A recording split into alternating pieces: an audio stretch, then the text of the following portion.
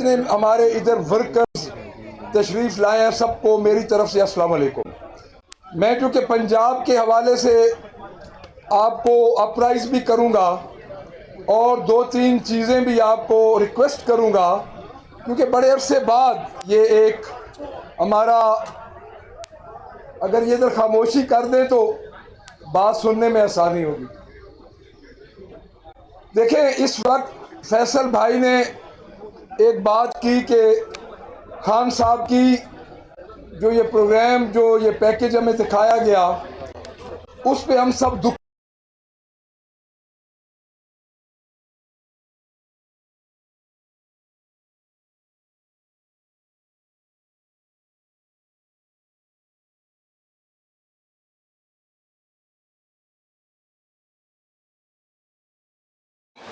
जितनी भी पॉलिटिक्स में हमने इलेक्शन लड़े, हमने जितनी तकलीफ उठाई, वो एक दुखी दिल के साथ ही उठाई।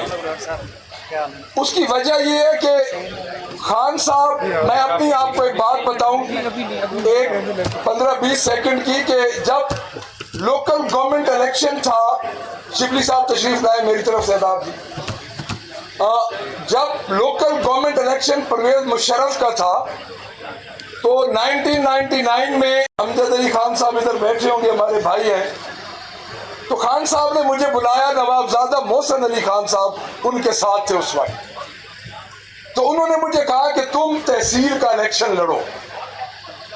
मैंने कहा जनाब आपका इलेक्शन आ रहा है आगे, तो मैं तहसील का इलेक्शन इसलिए नहीं लड़ूंगा कि हम हार जाएंगे, और आपके अगले इलेक्शन जो जनरल इलेक्शन आपने लड़ना है तो उसमें बड़ा असर पड़ेगा आपके इलेक्शन पे। खैर बड़ी मुश्किल से खान साहब कायल हुए और हम 3-4 लोग थे, मलिक तारिक रिक्की हैं, उनके पेट्रोल पंप पे ये सारी बातचीत हुई, तो वहां से हम उठे। देखिए, 2 चीजें मैं आपको अर्ज करूंगा। सबसे पहले पंजाब के हवाले से, क्योंकि पंजाब के बारे में 1 साल होने को आया है तो काफी दफा डिस्कशन हुई है। पंजाब पहली दफा, एक चीज मैं आपको बता दूं, ये मैं कैटेगोरिकली कह रहा हूं कि पंजाब में पहली दफा जेन्युइन अपोजिशन हो रही है। पंजाब में जो 107 एमपीए इस वक्त आग का दरिया अबूर करके आए हैं और हर एमपीएस पे एवरेज 10 से 12 पर्चे हैं। देखिए, हमारी ये तकलीफें इसलिए सेकेंडरी हो चुकी हैं कि हमारा लीडर अंदर है। अगर आज हम अपनी तकलीफों का जिक्र करेंगे तो वो कोई इतनी माने नहीं रखती। उसकी वजह यह है कि इमरान खान अंदर है। अल्लाह और उसके हबीब के बाद उसकी वजह से हम यहाँ इस पोजीशन पे पहुंचे हैं। तो जब वो अंदर है तो हम अपनी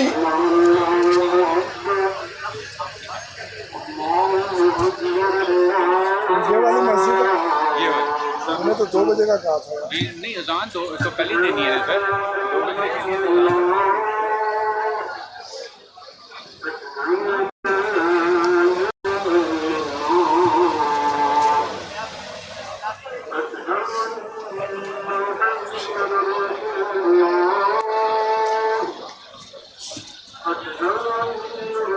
राशिद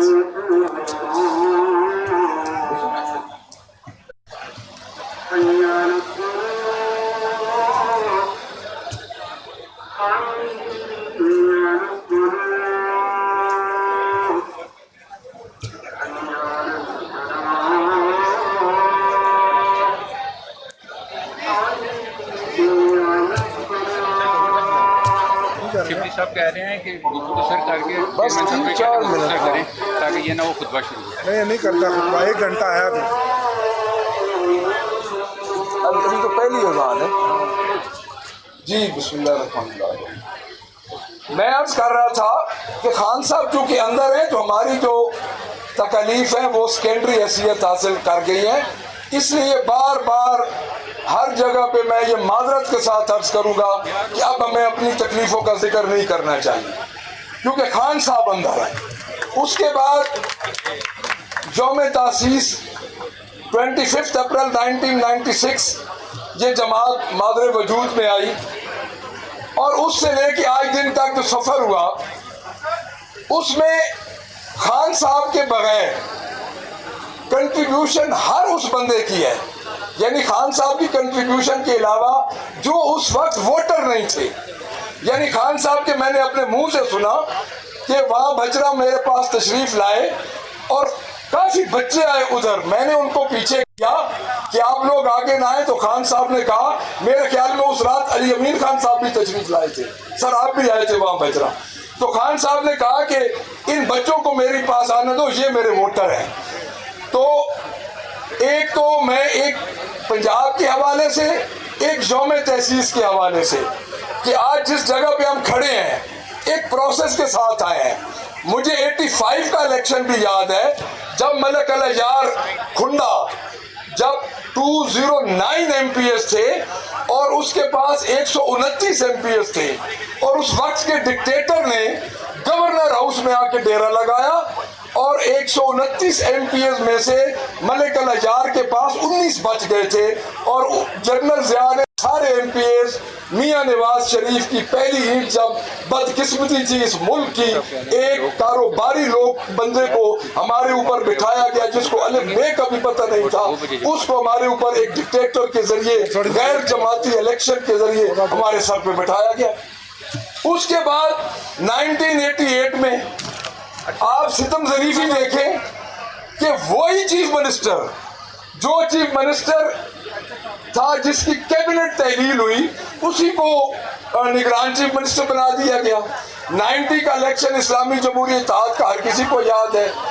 देखिए मैं एक चीज अर्ज कर दूं, टाइम थोड़ा है, मुझे पीछे से मेरी वेस्ट कोट को खींचा है अपना डोगर साहब ने, मैं तो वैसे ही मानने वाला आदमी हूं, तो पंजाब के हवाले से मुझे बातें आपसे बहुत ज्यादा करनी थी, लेकिन पंजाब के 107 MPs आपके साथ इस तरह डट के खड़े हैं, और इस फॉर्म 47 की गवर्नमेंट के होते हुए, जो चचा भतीजी की ये गवर्नमेंट है उसके होते हुए इस तरह डट के खड़े हैं जिसकी मिसाल आज दिन तक नहीं मिली। कई दफा बुलाया गया हमारे MPs को, कई दफा इनके घर तोड़े गए, मैं एक एक का नाम लूंगा, टाइम हो जाएगा।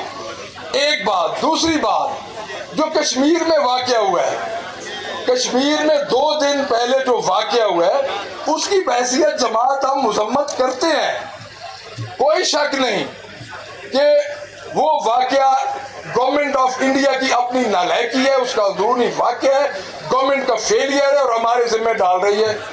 लेकिन हमारे पास एक दस्तूर है 1973 का, तो क्या आज हमें कहने की जरूरत थी कि कौम मुत्तहिद है?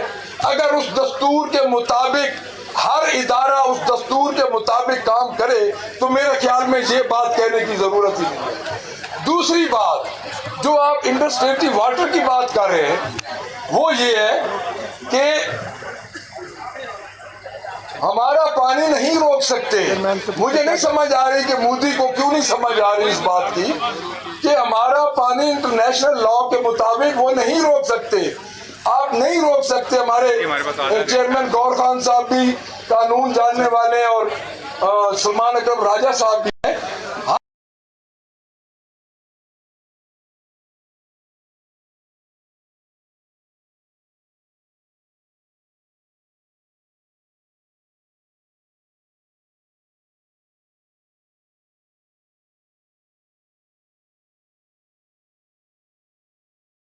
कि पंजाब असेंबली, पंजाब के लोग उसी तरह खान के साथ हैं जिस तरह एक बहुत बड़ा इनकलाब 8 फरवरी को आया और इन्होंने हजम किया। Thank you very much.